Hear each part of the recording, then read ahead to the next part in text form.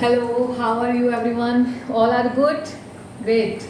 Here I am. Today I am going to discuss about the next topics of chapter 8, class 9, Ganit Manjri, maths. And today I am going to discuss about the topic pencil triangle. As in the previous video we have discussed about the JP series, AP series and all about that. Okay.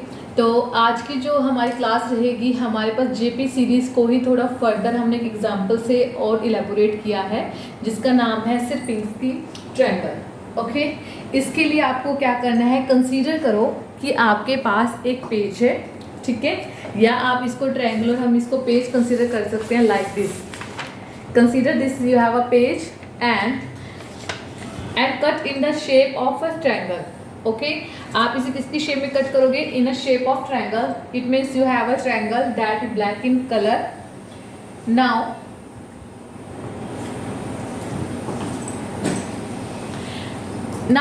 when you cut a center portion from it, means when you are going to join this point and this point, and I am saying जब हम इसके mid points of this line, mid point of this line and mid point of this line, we are going to join that another triangle we obtained, and a black triangle now become like this. Okay, this is the stage 1. Okay, जहाँ पर आपके पास क्या था, या you can say this is stage 0, जहाँ पे आपके पास पूरी एक black triangle थी जिसमें से आपने अब मिड पॉइंट्स उन ट्रायंगल्स के मीट किए हैं। अब ये जो ट्रायंगल्स को मीट करने के बाद जो पॉइंट्स आए हैं, now you are going to cut it. अब आपने इसको बीच वाले पोर्शन को कट कर दिया एंड ये आपके पास मिली stage 1। Okay, now we come again, I am going to meet point 1, mid point of this line, mid point of this line and mid point of this line. You will get this point and this point. Now whenever you join it again you will get a triangle. Okay, similar you will find here, join this point and this point, meet it and again we observe a triangle. Similarly whenever we join the mid point of this triangle you will observe this. Okay, तो इस तरह से हम देखते हैं कि जब हमने एक ट्रायंगल की मिड पॉइंट्स को ज्वाइन किया हमें एक ये स्टेज मिली, जब दोबारा हमने ज्वाइन किया हमें ये स्टेज मिली। अब दोबारा देखो, again whenever he going to meet the mid point of this we observe like this, and this is black portion, this is black and this is also black. Okay, the shaded region is black. तो अब question है हमारे पास, हम किस तरह का pattern observe कर रहे हैं। हमारे पास जब यहाँ पे था हमारे पास सिर्फ एक ब्लैक ट्रायंगल थी। अब हमने इसमें से बीच वाला पोर्शन को निकाला, ब्लैक ट्रायंगल निकाल, बीच में से हमने इसके मिड पॉइंट को जोड़ के जो ट्रायंगल बनी है उसको जब हमने रिमूव किया तो हमारे पास जो ट्रायंगल आई वो कुछ इस तरह से आ गया। तो ट्रायंगल, ब्लैक ट्रायंगल कितनी बन गई, 1 2 3, ठीक है। यहाँ मैं ब्लैक ट्रायंगल की बात कर रही हूँ। इधर जो ब्लैक ट्रायंगल बनी थी वो कितनी थी, एक ब्लैक ट्रायंगल। ओके, इधर जो ब्लैक ट्रायंगल थी वो थी एक, यहाँ पे जो ब्लैक ट्रायंगल बनी है वो बनी है 3। अब यहाँ देखो 1 2 3 1 2 3 1 2 3, हाउ मच, टोटल आर 9, ठीक है। तो यहाँ पे जो बनेगी वो टोटल बनी है 9।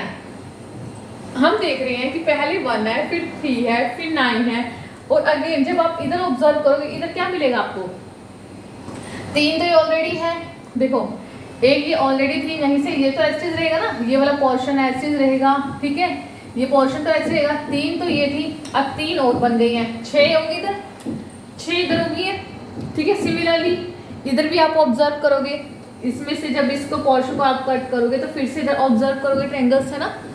तो इस तरह से हम यहाँ ऑब्जर्व करेंगे कि यहाँ हमें मिली है 3 raised to power 0, 3 raised to power 1, 3 raised to power 2 और 3 raised to power 3। इस तरह से हमारे पास ट्रायंगल्स बनेगी। और अब इसमें हम ये जानते हैं, ये जो वाला पैटर्न था ये हमें किसने दिया था, ये हमारे पास ग्रेट मैथमेटिशियन थे उन्होंने सिरपिंस्की के नाम से जाना जाता है, जिनका नाम है वैक्लाव सिरपिंस्की, जिन्होंने हमारे पास इस ट्रायंगल का पैटर्न दिया। नेचर के अंदर हम काफ़ी सारे पैटर्न ऑब्जर्व करते हैं, उनमें से एक पैटर्न जो इन्होंने दिया था उसका नाम था सिरपिंस्की ट्रायंगल, जिसका पैटर्न हमारे पास आपके सामने रहा। क्लियर है? ओके, अब हमारे पास पहला क्वेश्चन था कि नंबर ऑफ ब्लैक ट्रायंगल्स कितनी है। जो हमारे पास नंबर ऑफ ब्लैक ट्रायंगल्स हैं वो आपको मैं बता चुकी हूँ। फर्स्ट में कितनी आई थी 3:0, मतलब हम इसे क्या बोलेंगे, अगर किसी की पावर 0 होती है तो क्या होता है 1। Number of black triangle here is 1 2। इसको हम 3 की पावर में चल रहा है सब कुछ, यहाँ पे 3 की पावर 1 चली है, यहाँ 3 की पावर 2 9 बना ना यहाँ पे। अगले में आप देख चेक करोगे तो 27 बनेगा। तो कैसे बनेगा, अगर 3 की पावर क्या कर देंगे हम 3 कर देंगे, ठीक है। तो 3 करेंगे तो 27 बनेगा और ये बन जाएगा 9, ठीक है। तो हमारे पास नंबर ऑफ ब्लैक ट्रायंगल्स आपको पता लगी। अगर मुझे बोला जाए n number of black triangles के बारे में बताना है तो आपको एक पैटर्न ऑब्जर्व हो रहा है, ठीक है। आप देख पा रहे हो कि हर बार क्या हो रहा है, मेरे पास जो प्रीवियस टर्म है उसको या तो मैं 3 से मल्टीप्लाई कर रही हूँ, या फिर क्या हो रहा है, या फिर हम क्या कर रहे हैं 3 की पावर n में चल रहे हैं, है ना। देखो मैं क्या कर रही हूँ, ये मेरे पास पैटर्न है 1 3 9 27 and next one is 81 and next one is 243 and up to so on. इस तरह से हमारा चलेगा, ठीक है। Next one will become 729, okay. तो what we will doing, we are doing here either we are doing multiply it by the previous term, 3 multiply the previous term, 3 multiply by 1 3 9 multiply by 3 27 multiply by 9। इस तरह से हम देख रहे हैं कि क्या हो रहा है, हमारे पास नेक्स्ट टर्म आ रही है और इस तक को देखते हुए हम इसको लिख पाएंगे कि ये क्या है, 3 की power 0 3 raise to power 1 3 raise to power 2 3 raise to power 3 and 3 raise to power, हम इसको एट द एंड क्या लिखेंगे, मुझे n टर्म लिखनी है उसकी, तो मैं क्या लिखूंगी 3 रेज टू पावर n। अगर मुझे n टर्म निकालनी है तो मुझे क्या लिखना पड़ेगा 3 raise to power n। Number of black triangle at n stage, n stage कोई भी स्टेज हो सकती है, तो हम n की पावर को 1 0 1 2 3 इस तरह से लिखेंगे। क्लियर है? ओके। और जो ये फैसिनेटिंग पैटर्न हम ऑब्जर्व कर रहे हैं इसी को हम क्या कहते हैं, Sierpinski triangle. Okay, now our next topic is area of black triangle. अगर मुझे क्या निकालना है, एरिया निकालना है ब्लैक ट्रायंगल का, तो मुझे कैसे करना होगा। एक बार देखो बेटे, हम क्या करें, हर टर्म को क्या करें 3 से मल्टीप्लाई करें ना, यहाँ पे जैसे इसको 3 से मल्टीप्लाई करें, इसको 3 से, इसको 3 से, इसको 3 से, हर बार 3 से मल्टीप्लाई हो रहा है। तो ये चीज तो आपको समझ आ गई कि अगर मुझे n टर्म निकली है, number of black triangles, number of black triangle eight nth level, nth level पे हमारे पास कितनी बन जाएंगी, और nth की बात करूँ 3 raise to power n। Okay, now next is area निकालना है। मुझे क्या निकालना है, एरिया। किसका निकालना है, ब्लैक ट्रायंगल का एरिया निकालना है। कैसे निकालोगे, देखो ये मेरे पास एरिया मान लो 1 है, मान लो इस जगह हमारे पास एरिया कितना है 1 है। एरिया मैंने क्या मान लिया 1 है। पहली जो ट्रायंगल है इक्विलेटरल ट्रायंगल है, consider this is an equilateral triangle. Okay, all the sides are equals, okay all sides are equal. So we are saying कि सभी की सभी साइड्स इक्वल है, तो इसका एरिया हमने अपनी तरफ से कंसीडर कर लिया, जस्ट फॉर आवर इमेजिनेशन कि हमने कंसीडर कर लिया इसका जो एरिया है 1 स्क्वायर यूनिट है, ठीक है। अगर इसका एरिया 1 स्क्वायर यूनिट है, अब अगले केस में क्या बनेगा हमारे पास एरिया। अब इसमें से मैंने ये वाला हिस्सा हटा दिया, तो कितने हिस्से बन गए, सिर्फ 4। टोटल हिस्से हमारे पास कितने बन गए, टोटल एरिया मुझे निकालना है शेडेड रीजन का, तो इसमें से एक पार्ट को तो मैं रिमूव कर चुकी हूँ, टोटल 4 थे, टोटल 4 में से एक निकाल दिया, बचा कितना 3। तो हमारे पास जो एरिया बनेगा स्टेज 1 पे, स्टेज 1 पे जो एरिया बनेगा वो कितना बनेगा 3/4। क्लियर है? अब हम जाते हैं नेक्स्ट पे। नेक्स्ट पे हम देखेंगे, नेक्स्ट पे फिर से क्या हुआ, अब इस 3/4, ये पूरा रीजन जो ब्लैक वाला रीजन है वो कितना है 3/4। अब इस 3/4 में से हमने क्या करा, एक और ट्रायंगल्स निकाल दी। अब हमारे पास नेक्स्ट जो स्टेज 2 पे जो एरिया बनेगा वो बनेगा 3/4 का स्क्वायर। क्लियर है? नेक्स्ट हम निकालेंगे स्टेज 3 पे जो हमारे पास बनेगा वो कितना बनेगा 3/4 का क्यूब। इस तरह से हमारे पास हम फाइंड आउट करेंगे कि हर बार जो एरिया है वो 3/4 से रिड्यूस होता जा रहा है। क्लियर है चीज कि every time area going to be reduce by 3/4 term. 4 factor से, 3/4 फैक्टर से हमारे पास जो एरिया है वो रिड्यूस होता जाता है, ठीक है। और इस तरह से हमारे पास जो एरिया निकल जाएगा। अगर मुझे एन ए टर्म का एरिया निकालना है, how to find the area of n a term, अगर मुझे एन ए टर्म का एरिया निकालना है तो मैं उसे कैसे निकालूंगी। नॉर्मली हम क्या लिखते हैं 3/4 रेज टू पावर n। अगर मुझे किसके लिए निकालना है, जैसे एन एफ लेवल के लिए निकाला था हमने, सिमिलरली मुझे निकालना है एरिया फॉर एन एफ। अगर मुझे एन एफ के लिए निकालना है, एन एफ ब्लैक ट्रायंगल के लिए, तो हम उसको कैसे लिखेंगे, क्या दिख रहा है हर बार एरिया किससे रिड्यूस हो रहा है 3/4 और रेज टू पावर n कर दी जाएगी, ठीक है। हर बार जो एरिया है वो क्या कर दिया जाएगा 3/4 से रिड्यूस हो रहा है, that's why we are writing it here like area will be area for the n black triangle is as 3/4/n, okay। and one more thing, if someone was saying to you write the recursive rule for this, तो recursive के लिए आपको क्या करना है, इसमें हमारे पास एक हम कंडीशन लगा देते हैं कि n should be greater than equal to 2। जहां पे भी हमने n टर्म लिखी है ना, उसको ग्रेटर देन और इक्वल टू किससे कर देना, 2 से बड़ा लिख देना। यही है बेटे, और इसमें कुछ नहीं है। मैं आपको एक बार लिख के दिखा देती हूँ कि अगर आपको इसका रिकर्सिव रिलेशन लिखना है, ठीक है। मैं ये ट्रायंगल रिमूव कर रही हूँ, ओके।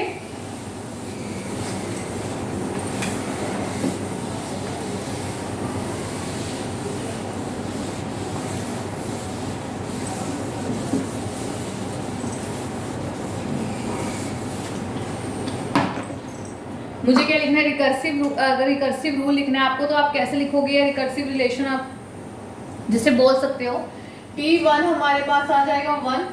मैं यहाँ पे नंबर ऑफ ब्लैक ट्रायंगल्स की बात कर रही हूँ, ठीक है। अब अगर मुझे लिखना है एन ए टर्म के लिए, मैं लिखूंगी Tn इक्वल टू 3 t की पावर n माइनस के 1 where n should be greater than और इक्वल टू 2, ठीक है। n की वैल्यू क्या हो जाएगी, ग्रेटर देन और इक्वल टू हो जाएगी 2 से, क्योंकि देखो यहाँ पे 2 लिखोगे, 2 - 1 1, और यहाँ पे इसकी वैल्यू पुट कर दोगे, ठीक है।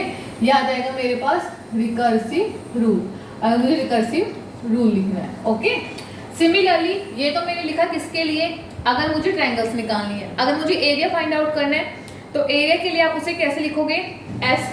हमारे पास एरिया भी हमने सबसे पहले क्या था 1 था, उसके बाद हमारे पास 3/4 t की पावर। अब हमारे पास क्या लिखना है, पावर की टर्म भी लिखनी है, तो हम उसे कैसे लिखते हैं, पावर हमने एस से रिप्रेजेंट करें ना इसको, तो हम S n is equal to S n minus 1 where n की वैल्यू अगेन ग्रेटर देन और इक्वल टू 2। हमेशा एन की वैल्यू फिर भी क्या रहेगी, 2 से बड़ी रहेगी। 2 यहाँ पे पुट करोगे, 2 - 1 1, इसकी वैल्यू में आ जाएगी, ठीक है। और यहाँ पे 2 की 2, ठीक है। इसको सब पिछले जो हमने रिलेशन निकाले उनको देखते हुए हम यहाँ पे क्या लिखते हैं, रिकर्सिव रूल लिखते हैं। आई होप यहाँ तक आपको समझ आया होगा। Now we are going to move our next topic, that is fractal. मैं इसे ओरल ही कराऊंगी, मुझे लगता नहीं है इसमें कुछ लिखने की जरूरत पड़ेगी मुझे। टॉपिक का नाम है फ्रैक्टल। फ्रैक्टल्स क्या होता है बेटी, जैसे एपी सीरीज के अंदर हमने देखा कि आपके पास एक कॉमन डिफरेंस है, कॉमन टर्म है जो क्या हो रही है, रिपीट हो रही है, ठीक है।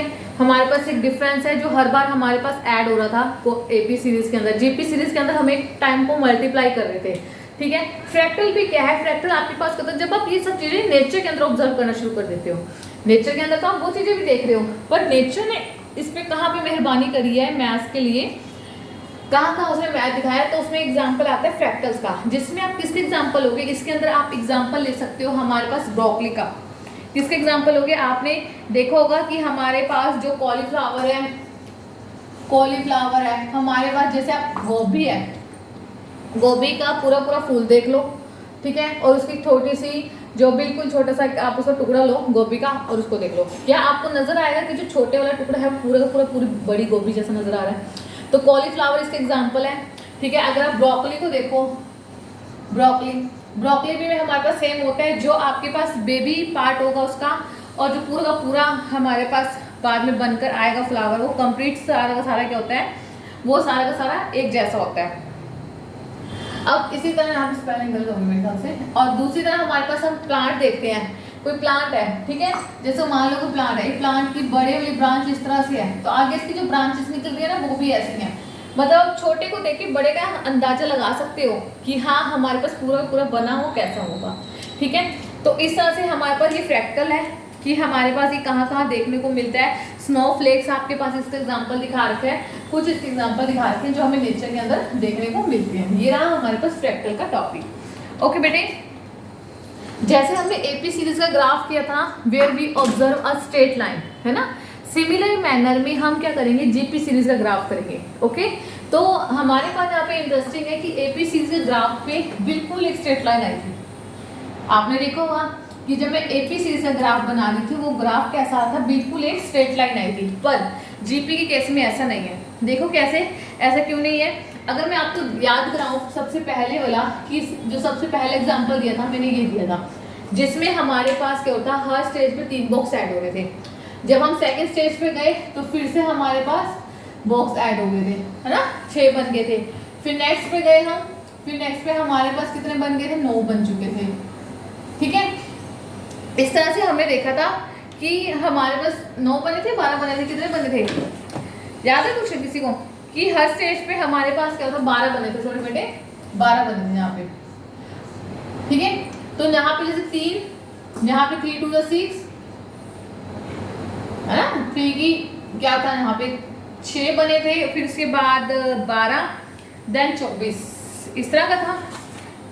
हाँ जी, यही था हमारे पास पैटर्न। पहले हमारे पास बने थे 3 बने थे, फिर उसके बाद 6 बने थे, फिर उसके बाद 24 बने थे। फिर यहाँ पे हमारे पास जैसे यहाँ पे 3 2 था, 3 4 था, और नेक्स्ट में 3 8 था। ठीक है, इस तरह से हमारे पास बने थे। अब ये थी स्टेज 1, स्टेज 2, स्टेज 3, स्टेज 4, इस तरह से हमारे पास बना हुआ था। Now I am going to draw its graph. हम ग्राफ को ड्रॉ करते हैं इस तरह से।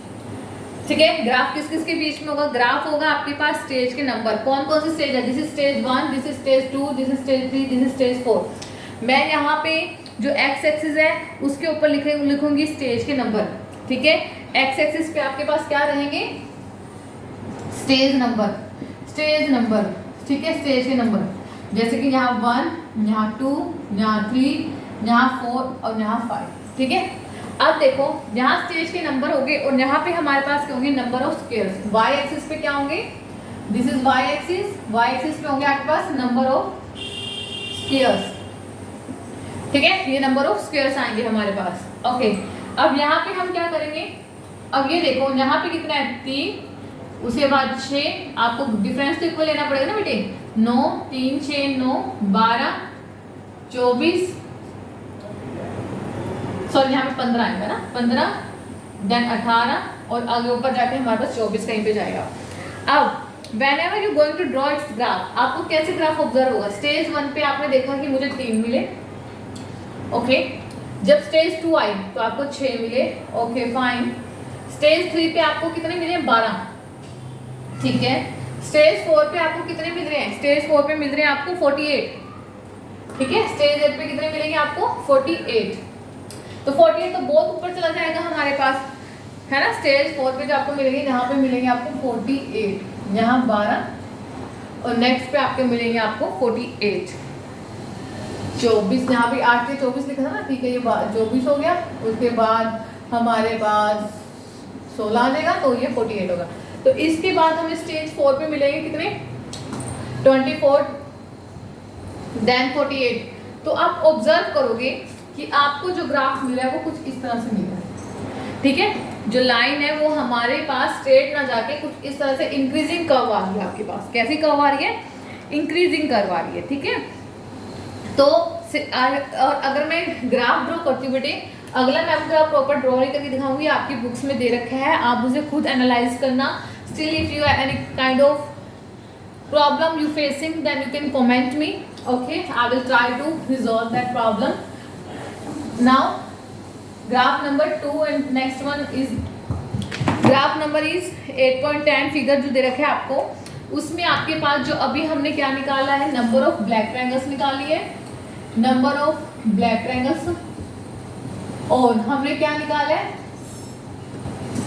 Area of black triangles, area of black triangles. अच्छा एक चीज बताओ, जब हम एरिया निकाल रहे हैं ब्लैक ट्रायंगल का, तो हमारे पास क्या हो रहा है, पहले में एरिया 1 है, देन 3/4, देन 3/4 का स्क्वायर, देन 3/4 का क्यूब, देन 3/4 का 4 एंड अप टू सो। तो आप एक चीज ऑब्जर्व कर रहे होंगे कि हर बार जो एरिया है वो किसको अप्रोच करेगा, 0 को ना। अगर आप 3 को डिवाइड बाय 4 करो क्या आएगा आपके पास, 0.75 के नियर बाई आएगा, है ना। 0.75 देखो ना, 3 डिवाइड बाय 4 0.75 आया। 8 से तो क्या हो गया, कम हो गया ना ये, ठीक है। और नेक्स्ट में 3 9 और 16, जब इसको इससे डिवाइड करो तो ये और कम हो जाएगा। Then you will observe that whenever you move towards this, then we will find कि area of black triangles going to be diminished। Okay वो क्या होगा, धीरे धीरे डिमिनिश हो है, धीरे धीरे अप्रोच करेगा किसको, 0 को अप्रोच करेगा, ठीक है। और इसी वजह से इसका जो ग्राफ आएगा बेटे वो हमारे पास कुछ इस तरह से आएगा। यहीं पर हम x एक्सिस पे ले लेंगे स्टेजेस और y एक्सिस पर ले लेंगे एरिया, ठीक है। यहाँ पे एरिया होएगा, यहाँ स्टेज होएगी 1 2 3 4, ठीक है। आप ऑब्जर्व करोगे 1 पर तो 1 है, ओके है। जब हम 2 पे गए तो 2 पे हमारे पास और कम हो गया था एरिया, ठीक है। तो आप इसके नंबर जो है थोड़े कम तरीके से लेना। कैसे लेना, जैसे 0.2 ले लिया, 0.4 ले लिया, 0.6 ले लिया, 0.8 ले लिया, 1 ले लिया, इस तरह से इसकी नंबरिंग करना।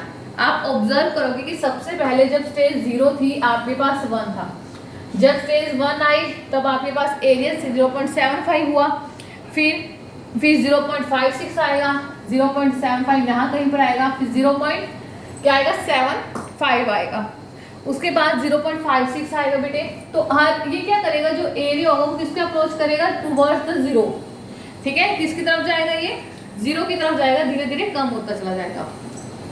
और अगर मैं बात करूं किसकी, नंबर ऑफ ब्लैक ट्रायंगल्स की, नंबर ऑफ ब्लैक ट्रायंगल्स क्या करेंगी, धीरे धीरे गोइंग टू बी इंक्रीज, और उसका ग्राफ हमारे पास स्टेजेस आ जाएगी। यहाँ पे नंबर ऑफ ब्लैक ट्रायंगल्स आएंगी, उसका ग्राफ हमारे पास धीरे धीरे बढ़ता चल जाएगा, ठीक है। इसमें कुछ भी बहुत ज़्यादा ऐसा नहीं था कि जो आपको समझ में ना आए, फिर भी मैं ये कोशिश करूँगी अगर आपको समझ आ चुका होगा, फिर भी kind of problem that you are facing then you can message to me. Okay, now example number 10 according to your book given to you. Question में कहा गया है कि एक बॉल है, ठीक है, उसको जो फेंका गया है नीचे की तरफ, वो 24 हाइट से, देखो यहाँ पे जिसकी हाइट है वो कितनी है, 24 है बेटे, ठीक है, 24 इसकी हाइट है। इसके ऊपर से एक बॉल को हमने ड्रॉप किया, ठीक है। जब बॉल ड्रॉप होगी नीचे, तो आपको पता है कि हर बार जब बॉल ड्रॉप करेगी तो जितना उसने बाउंस पहले लिया था उसका 3/4 बाउंस वो नेक्स्ट टाइम लेगी।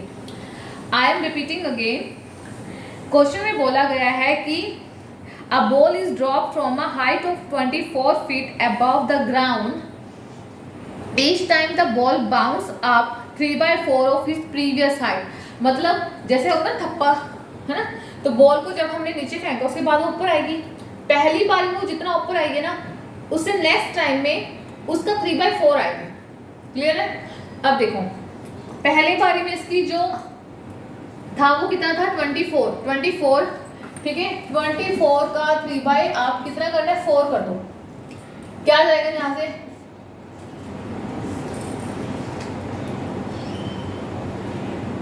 18, ठीक है ना। तो अब की बार जब बॉल आएगी वो कितने पे आएगी, 18 फीट पे हमारे पास जो बॉल है वो हमें मिलेगी।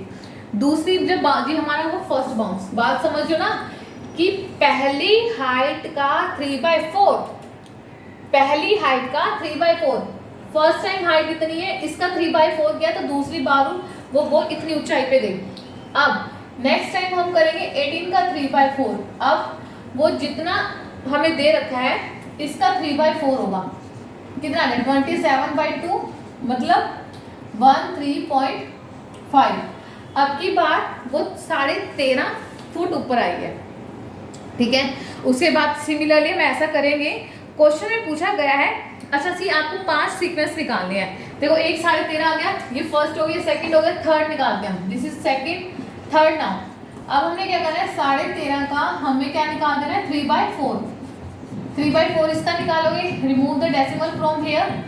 Okay, now what will come, this going to be अच्छा, हाँ ठीक है। अब इसको जब आप सोल्व करोगे तो सोल्व करने के पास हमारे पास बेटी क्या आएगा, हमारे पास आंसर आएगा 10.125। I am writing directly here, you can solve it, normal calculation है, you can easily solve it. Okay, again fourth पे आपके पास 10.125 एंड मल्टीप्लाई बाय 3/4।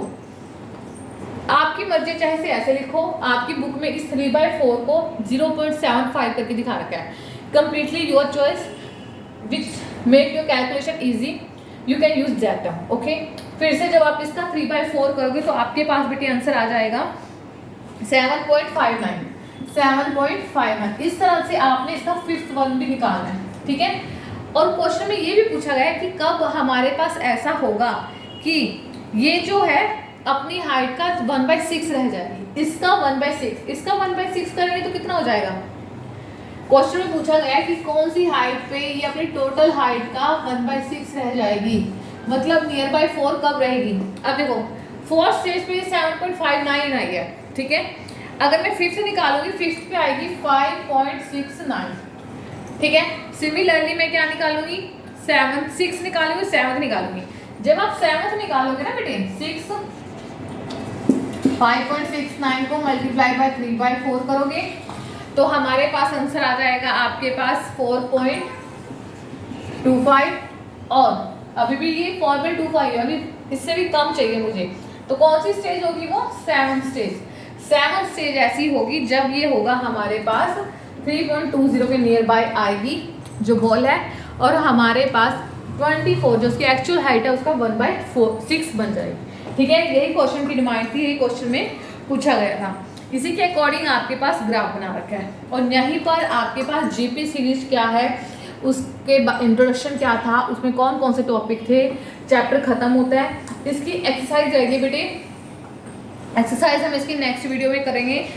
और फिर इसके बाद हमारे पास जो बाकी चैप्टर है वो चैप्टर हम डिस्कस करते हैं। आपके पास चैप्टर नंबर, मैं कोशिश करूँगी चैप्टर नंबर 7 शुरू करूँ या फिर मेंसुरेशन, देखते हैं। प्रोबेबिलिटी का चैप्टर है, चैप्टर नंबर 7 जो है प्रोबेबिलिटी चैप्टर है, और चैप्टर नंबर जो 6 है वो काफ़ी लेंथी चैप्टर है, मेंसुरेशन। तो let's check what we will do. I hope in the next class we will discuss about its example, exercise questions. Okay, we will do, I'm trying to do in a one video only. Okay, so till then take care, try to solve it, and if any kind of problem you are facing then you can comment me. Okay.